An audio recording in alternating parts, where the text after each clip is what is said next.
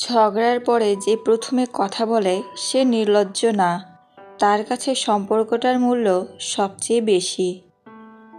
প্রত্যেকটি পুরুষই চায় উত্তম জীবনসঙ্গী পেতে, যে বিশ্বস্ততার সঙ্গে তার হাত ধরে বাকি জীবন পাড়ি দেবে।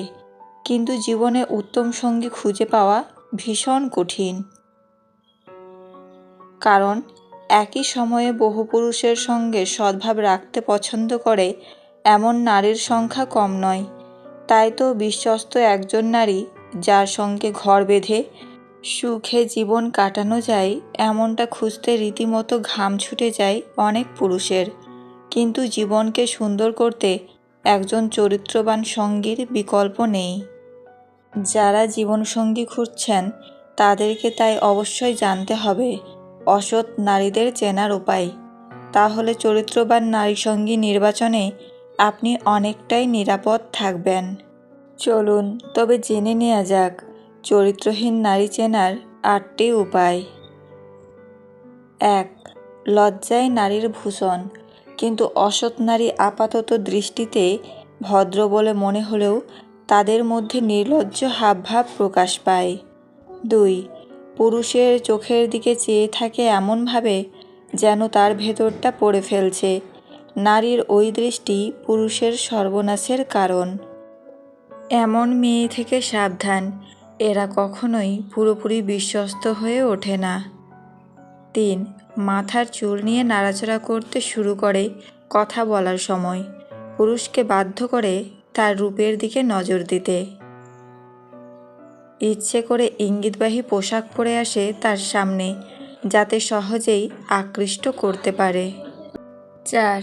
কিছু নারী পুরুষের সঙ্গে বন্ধুত্ব করে প্রথমে, তারপর তার বাড়ির ব্যাপারে খোঁজ নিতে থাকে, যেহেতু এই নারীকে পুরুষ সহজেই বিশ্বাস করে নেয়। নিজের সম্পর্কে সবই তাকে বলে ফেলে। এমন নারী কিন্তু পুরুষকে ফাঁদে ফেলতে ওস্তাদ। 5. নানাভাবে বিশ্বাস অর্জন করে, ব্ল্যাকমেল করতেও পিছপা হয় না। এসব অসৎ নারী থেকে দূরে থাকতে হবে। 6.